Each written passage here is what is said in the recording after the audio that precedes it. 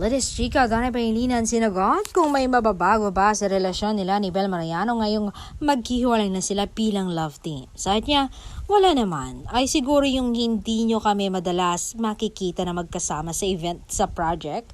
Pero off-cam talagang hindi yun na magbabago. Yung magde-date, road trip, magkikita, yung samahan namin bilang partner, bilang couple, hindi talaga yun mababago syempre.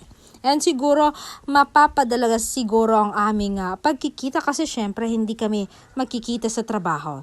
So, madalas na kaming magde-date.